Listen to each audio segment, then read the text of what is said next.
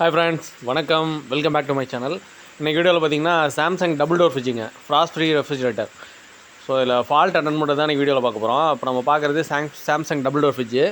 So இதில் பார்த்தீங்கன்னா சுத்தமாக கூலிங்கே வரல அப்படின்னு சொல்லி கஸ்டமர் சொல்லியிருக்காங்க. So fridge compressor back side run ஆகிட்டு இருக்குது. ஃப்ரிட்ஜை ஆன் பண்ணியாச்சு. கம்ப்ரஸர் ஒர்க்கிங்கில் இருக்குது. உள்ளே இருக்க எவாபரேட்டர் காயில் கூலிங் இருக்கா அப்படிங்கிறத பார்ப்போம். சுத்தமாக கூலிங் ஃபீலே இல்லை, கொஞ்சம் கூட சில்னஸே வரல. ஸோ ஃப்ரண்ட் பேனல் டோரை கழட்டியாச்சுங்க. எவாபரேட்டர் காயிலுக்கு முன்னாடி இருக்க டோரை கழட்டியாச்சு, ரிமூவ் பண்ணியாச்சு. ஸ்க்ரூவை ரிமூவ் பண்ணியாச்சு. ஸோ ஓப்பன் பண்ணி காட்டுறேன் பாருங்கள். இது எல்லாமே சென்சார் ஆப்ரேஷனு. ஸோ இது வந்து நான் இன்வெர்ட்டர் ஃப்ரிட்ஜு தான், பட் பிசிபி டைப்புங்க. ஸோ டைமர் வந்து பிசிபியில் வந்துடும். டைமர் தனியாக கிடையாது, பிசிபி ஃபங்க்ஷனில் தான் ஒர்க் ஆகுது. ஸோ எவாபரேட்டர் காயிலில் சுத்தமாக கூலிங் வந்து எதுவுமே இல்லை. ஸோ இப்படி இருந்தால் கம்ப்ரஸர் ரன் ஆகிட்டுருக்கு. கேஸ் லீக்கு ஆர் கேஸ் சோக்கு தான் இதுக்கு ப்ராப்ளமாக இருக்கும். ஸோ இது மாடல் பார்த்திங்கன்னா தெரியும், RT26ன்னு போட்டிருக்கலாம். இதுதான் அந்த ஃப்ரிட்ஜோட மாடலு. ஸோ இதெல்லாம் சென்சார் கேபிளுங்க, கனெக்டர் ஜாக்கில் கொடுத்துருக்காங்க. இதுலேயும் சேம் பயோமெட்டலு, ஹீட்ரு, தெர்மோஸ்டாட்டு எல்லாமே வந்துடுங்க. ஸோ ஹீட்டர் வந்து இந்த காயில் கீழே இருக்குது. So aluminium coil, evaporator coil. சுத்தமாக கூலிங்கே இல்லை, பட் ஃப்ரிட்ஜ் ரன் ஆகிட்டுருக்கு. ஸோ இப்போ பார்க்குறது தெர்மோஸ்டாட்டுங்க. ஸோ இது வந்து டீஃப்ராஸ்ட் ஆப்ஷன் கிடையாது, பிகாஸ் இது frost free fridge. So sensor வந்து இங்கே இருக்குது, இங்கே கொடுத்துருக்காங்க. ஸோ நெக்ஸ்ட் வந்து பேக் சைடு கிளாம் மீட்டர் போட்டு எவ்வளோ ஆம்ஸ் எடுக்குது என்னங்கிறதெல்லாம் செக் பண்ணி பார்ப்போம். வந்து ஃப்ரிட்ஜு ரன்னிங்கில் தான் இருக்குது. கம்ப்ரஸரும் ஹீட் ஆகலை. டிஸ்சார்ஜ் லைன் இப்போ நான் காட்டுறது டிஸ்சார்ஜ் லைனும் ஹீட் ஆகலை. இது suction line. So maximum gas வந்து சஃபிஷியண்ட்டாக இருந்ததுன்னா டிஸ்சார்ஜ் லைன் வந்து கண்டிப்பாக ஹீட் ஆகணும். ட்ரையர் வரைக்குமே ஓரளவு அந்த ஹீட் வந்து ஃபீல் பண்ணலாம், பட் சுத்தமாக ஹீட்டே இல்லை. ஸோ ஆம்ஸும் பார்த்திங்கன்னா 0.3 0.4 இந்த ரேஞ்சில் தான் எடுக்குது. ரிலே OLP இது. ஆனால் ஆம்ஸும் பார்த்திங்கன்னா ரொம்ப கம்மியாக தான் எடுக்குது. ஸோ ஸ்பெசிஃபிகேஷன் ஸ்டிக்கர் இங்கே இருக்குது பாருங்கள். ஸோ இதில் வந்து RT26ன்னு போட்டுருக்கு பார்த்திங்களா, இந்த மாடல் தான் நம்ம அட்டன் பண்ணுற ஃப்ரிட்ஜு. ஸோ இதோட ஸ்பெசிஃபிகேஷன் எல்லாமே போட்டிருக்காங்க. Watts 105 watts. ரெஃப்ரிஜரேட்டர் வந்து R134A. ஆம்ஸ் பார்த்திங்கன்னா 1 ஆம்ஸ் போட்டிருக்காங்க, 1.0 போட்டிருக்காங்க இல்லையா. ஆம்ஸ் வந்து அப் டு 1 ஆம்ஸ் வரைக்கும் எடுக்கும், பட் ஆம்ஸ் பார்த்திங்கன்னா 0.3 0.4 தான் எடுக்குது. ஸோ அதனால் கேஸு ஒன்று லீக் ஆகிருக்கணும், அது சோக் ஆகிருக்கணும். அப்போ நான் வந்து ட்ரையருக்கு அப்புறம் இருக்க கேப்லரியை கட் பண்ணியிருக்கேன். ஸோ அதில் வந்து ரெஃப்ரிஜரேட்டர் வந்து வெளில போகுதுங்க, சவுண்ட் கேட்கும்னு நினைக்கிறேன் உங்களுக்கு. ஸோ அப்படின்னா கேஸ் லீக்கு எனக்கு தெரிஞ்சு இல்லை. ஸோ எல்லா பக்கமும் ட்ரேஸ் பண்ணியும் பார்த்தேன், ஆயில் ட்ரேஸ் எதுவுமே இல்லை. ஸோ சோக்காக தான் இருக்கும் அப்படிங்கிற ஒரு கெஸிங்கில் ஃபஸ்ட்டு வந்து கேப்லரியை கட் பண்ணிட்டேன். அது இல்லாமல் கம்ப்ரஸரில் வந்து NRV வால்வு செட் பண்ணல, டம்மி பண்ணி தான் வச்சுருக்காங்க, நான் ரிட்டன் வால்வு சர்வீஸ் போர்ட்டில். ஸோ அதனால் நம்ம இனிமேல் தான் புதுசாக செட் பண்ண போகிறோம். ஸோ அதனால் கேஸ் இருக்கா இல்லையாங்கிறத நம்மளால் செக் பண்ண முடியல. பட் கேப்லரியை கட் பண்ணோன்னே கேஸ் வந்து வெளில வந்துச்சுங்க. ஸோ அதனால் கேஸ் வந்து உள்ளே இருக்குது, பட் சோக்காக இருக்குது அப்படிங்கிறத கன்ஃபார்ம் பண்ணியாச்சு. ஸோ இப்போ நம்ம என்ன பண்ணியிருக்கோன்னா, சக்ஷன் லைனு, கம்ப்ரஸர்லேருந்து வர சக்ஷன் லைனை ரிமூவ் பண்ணியாச்சுங்க. ரிமூவ் பண்ணி கேப்லரியும் கட் பண்ணி வச்சுருக்கோம். இப்போ வந்து ஃப்ளஷிங் பண்ண போகிறோம். ஸோ சக்ஷன் லைனை வெளில எடுத்ததுக்கப்புறமே பார்த்திங்கன்னா ஆயில் ட்ரேஸ் நல்லாவே, ஆயில் வந்து உள்ளே சோக்காக இருக்கிறது நல்லாவே தெரியுது. ஸோ சக்ஷன் இது வந்து சீல்டு கண்டென்சருங்க, வெளியில் வந்து கன்சீல்டு கண்டென்சரு. ஸோ அதனால் கண்டென்சர் வெளியில் இருக்காது, ஃப்ரிட்ஜை சுற்றி இருக்கும். ஸோ இப்போ எக்ஸ்டர்னலாக வந்து நம்ம கம்ப்ரஸரை கனெக்ட் பண்ணி தான் ஃப்ளஷிங் பண்ண ஸ்டார்ட் பண்ணியிருக்கோம். இப்போ பார்த்திங்கன்னா தெரியும் ஆயில் வெளில வருது. நான் இப்போ இதில் வந்து எந்த CTC எதுவுமே போடல, ஜஸ்ட்டு கம்ப்ரஸரை வச்சு டிஸ்சார்ஜ் பைப்பில் நம்ம வந்து இந்த கேப்லரிலேருந்து கனெக்ட் பண்ணியிருக்கோம், கப்ளர் போட்டு. ஸோ பார்த்திங்கன்னா ஆயில் வர்றது நல்லாவே தெரியும். ஸோ ஏகப்பட்ட ஆயில் வந்து மேலே ஏறி எவாபரேட்டர் காயிலில் சோக் ஆகிருக்கு. கேப்லரி போகிற லைனில் வந்து ஃபுல்லாகவே சோக் ஆகிருக்கு. ஸோ அதனால் கேப்லரிலேருந்து அப்படியே வந்து ஃப்ளஷிங் பண்ணிகிட்ருக்கோம். ஸோ உல்ட்டாவாக பண்ணிகிட்ருக்கோம். ஸோ ஃப்ளஷிங் பார்த்திங்கன்னா கிட்டத்தட்ட நான் 1 ஹவர் பண்ணுங்க. இப்போ இது பண்ணது வந்து டிஸ்சார்ஜ் லைனுங்க, கம்ப்ரஸரோட டிஸ்சார்ஜ் வந்து கண்டென்சர், கன்சீல்டு கண்டென்சர் உள்ளே போயிட்டு அவுட் ஆகிற பைப் இது. ஸோ இதுலேயுமே ஆயில் கொஞ்சம் கொஞ்சம் இருந்தது, பட் சக்ஷன் பைப்பில் கேப்லரியில் உள்ள அளவுக்கு இல்லை.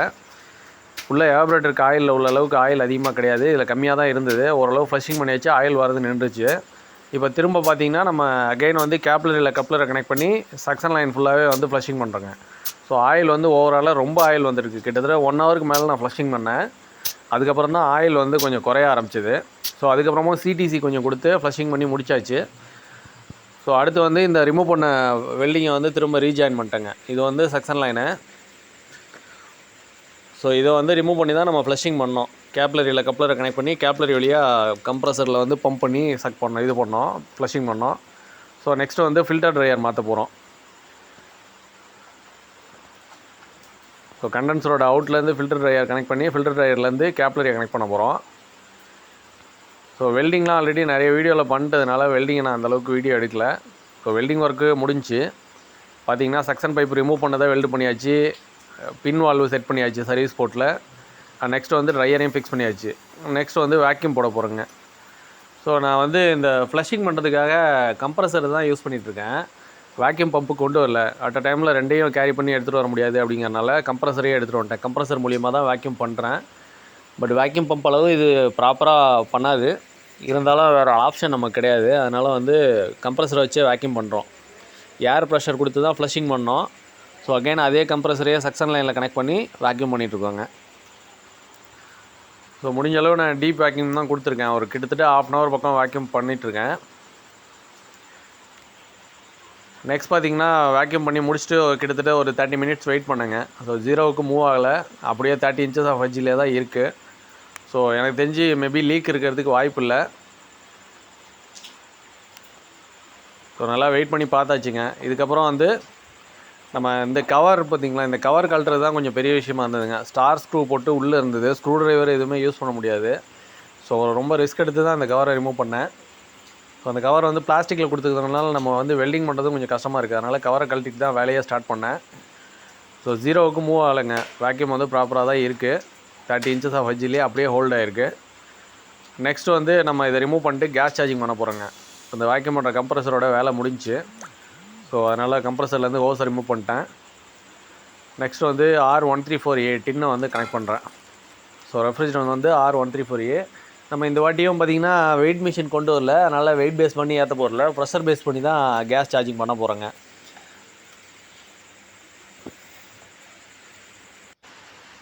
ஸோ டின்னை கனெக்ட் பண்ணி வச்சு டியூப்பில் இருக்க அன்வான்ட் ஏரை எடுக்கிறோம். பக்கிங் பண்ணுறேன். பச்சிங் பண்ணி கேஸை வந்து வெளில எடுத்தாச்சுங்க கொஞ்சம். ஸோ இதில் இருக்க ஆக்சிஜன் எல்லாமே வெளில போயிடும் அப்படி பண்ணால். ஸோ இப்போ ரெடியாக இருக்குது கேஸ் சார்ஜிங்க்கு. நான் இன்னும் கம்ப்ரஸரை ஆன் பண்ணலைங்க. ஸோ கம்ப்ரஸரை ஆன் பண்ணதுக்கு முன்னாடி கொஞ்சமாக சஃபிஷியன்ட் கேஸ் ஏற்றிக்கலாம். கொஞ்சம் ரெஃப்ரிஜரேட்டர் சார்ஜ் பண்ணிவிட்டு அடுத்து கம்ப்ரஸரை ஆன் பண்ணலாம் அப்படிங்கிறனால கொஞ்சம் கேஸ் சார்ஜ் பண்ணுறேன். ஸோ ஐடியலாக கொஞ்சம் சார்ஜ் பண்ணிவிட்டு நெக்ஸ்ட் வந்து இப்போ நம்ம கம்ப்ரஸரை ஆன் பண்ணி செக் பண்ண போகிறோம். ஆம்ஸையும் அட் டைமில் செக் பண்ணிக்கிட்டே தான் அப்படியே கேஸ் சார்ஜிங் பண்ண போகிறோம்.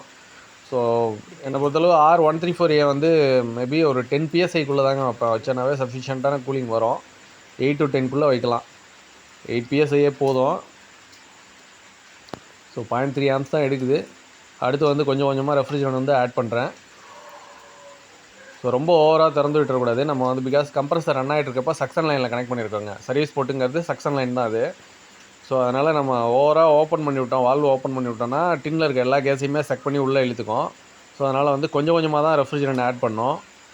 ஆட் பண்ணி கூலிங் வந்து உள்ளே வருதா, கண்டென்சருக்கு போகிற பைப்பு கண்டென்சர்லேருந்து அவுட் ஆகிற பைப்பில் வந்து ஹீட் ஆகுதா அப்படிங்கிறதெல்லாம் செக் பண்ணிக்கணும். ஏன்னா அப்போ வந்து நம்ம ஆல்ரெடி சோக் ஆகிருக்கு. ஸோ சோக்கை வந்து ஃப்ளஷிங் பண்ணி தான் எடுத்திருக்கோம். மேபி இன்னும் கொஞ்சம் எக்ஸஸ் ஆயில் இருந்து அதுவே திரும்ப சோக் ஆகிறதுக்கு நிறைய வாய்ப்பு இருக்குது. அதனால் சார்ஜ் பண்ணுறப்பே தடவை செக் பண்ணிக்கணும். கொஞ்சம் கொஞ்சமாக ஆட் பண்ணிட்டு ஹீட் ஆகுதா, உள்ளே கூலிங் வருதாங்கிறத செக் பண்ணிட்டு அதுக்கப்புறம் தான் கொஞ்சம் கொஞ்சமாக இன்னும் ஆட் பண்ணணும் கேஸு. ஸோ இப்போ ட்ரையரு எல்லாமே ஹீட் ஆகுதா அப்படிங்கிறத பார்த்துட்ருக்கேன். நம்ம இப்போ கேஸ் சார்ஜ் பண்ணப்போ கம்ப்ரஸர் அவுட்லைன் பைப்பு எல்லாத்தையுமே செக் பண்ணாவே ஓரளவு தெரிஞ்சிடுங்க. சோக் ஆகுதா சோக் ஆகலையாங்கிறது. டிஸ்சார்ஜ் பைப்பு கண்டென்சர் போயிட்டு கண்டென்சர்லேருந்து வெளில வர பைப்பு ஹீட் ஆகுதா அப்படிங்கிறதெல்லாம் கன்ஃபார்ம் பண்ணிட்டோம்னாவே ஓரளவு தெரிஞ்சிடும். இப்போ கேஸ் சார்ஜிங் கிட்டத்தட்ட முடிஞ்சுங்க. ஒரு 8 to 9 PSIயில் வச்சுருக்கேங்க 134A. பேக் ப்ரெஷர் ரன்னிங்கில் வந்து 9 PSI அப்ராக்சிமேட்டாக இருக்குது.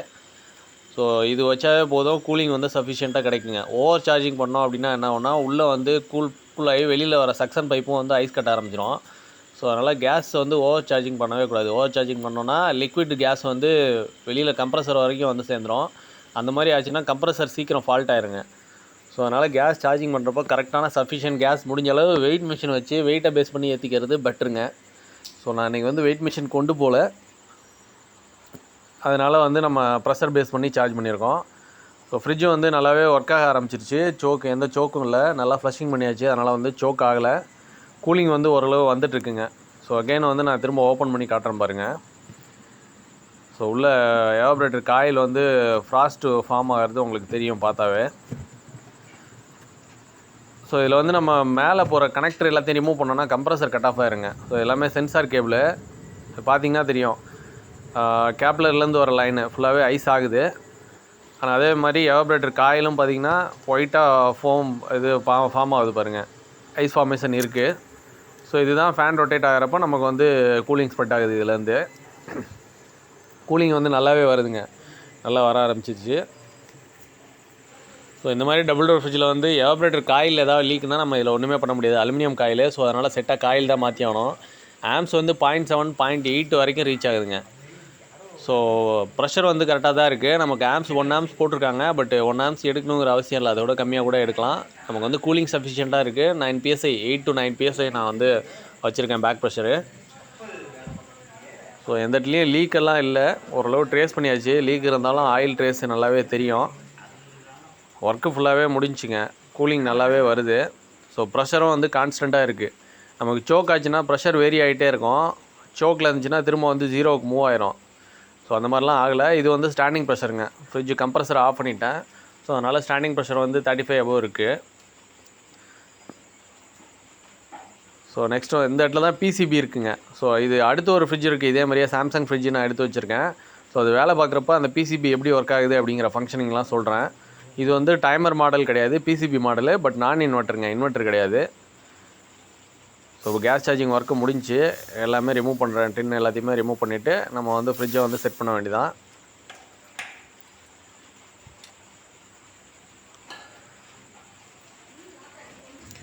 ஃப்ரெண்ட்ஸ், இந்த வீடியோ உங்களுக்கு பிடிச்சிருந்ததுன்னா லைக் பண்ணுங்கள், ஷேர் பண்ணுங்கள். இது வரைக்கும் நம்ம சேனலை சப்ஸ்கிரைப் பண்ணாமல் நீங்கள் வீடியோஸ் பார்த்துருந்தீங்கன்னா மறக்காமல் சப்ஸ்கிரைப் பண்ணிட்டு கூடவே இருக்க பெல் ஐக்கானை ப்ரெஸ் பண்ணுங்கள். அப்போ தான் நான் போகிற வீடியோஸ் வந்து உங்களுக்கு கொண்டே நோட்டிஃபிகேஷனாக வரும்.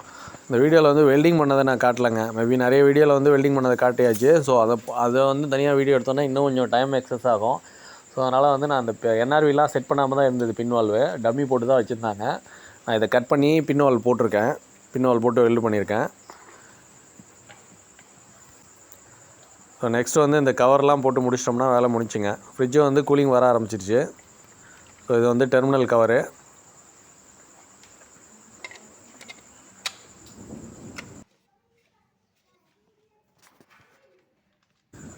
நெக்ஸ்ட்டு முக்கியமான இந்த கவருங்க, கம்ப்ரஸருக்கு மேலே உள்ள கவருங்க. ஸோ இது வந்து வாட்டர் ட்ரைன் ஆகி இதில் வந்து உள்ள எவாப்ரேட்டர் காயிலேருந்து வர வாட்டர் வந்து இது வழியாக தான் ட்ரைன் ஆகும், இந்த இடத்துல தான் வந்து சேவ் ஆகும். ஸோ இது பார்த்திங்கன்னா இது போகிறது ரொம்ப காம்ப்ளிகேட்டடாக தாங்க இருக்குது. ஸோ ஸ்க்ரூ ட்ரைவர்லாம் போட்டு யூஸ் பண்ண முடியாது. மேபி இதை கழட்டணுன்னா இந்த மாதிரி சின்ன பிட்டு வச்சு ஏதாவது கழட்டணும், இல்லைனா கம்ப்ரஸரோட பேஸ் போல்ட்டை கழட்டிட்டு கம்ப்ரஸரை லைட்டாக அந்த பக்கம் சாய்ச்சி எடுத்து தான் ஸ்க்ரூவை கழட்டுற மாதிரி இருக்கும். ஸோ நான் அந்த ஸ்க்ரூ அப்படி கம்ப்ரஸர் பேஸ் ஸ்க்ரூ இதெல்லாம் போல்ட்டெல்லாம் கழட்டாமல் இந்த மாதிரி சின்ன பிட்டை வச்சு ரிமூவ் பண்ணிட்டேங்க. ஸோ கொஞ்சம் கஷ்டமாக தான் இருந்தது, பட் கரெக்டாக ரிமூவ் பண்ணிட்டேன், அதே மாதிரியே டைட் பண்ணிட்டேன்.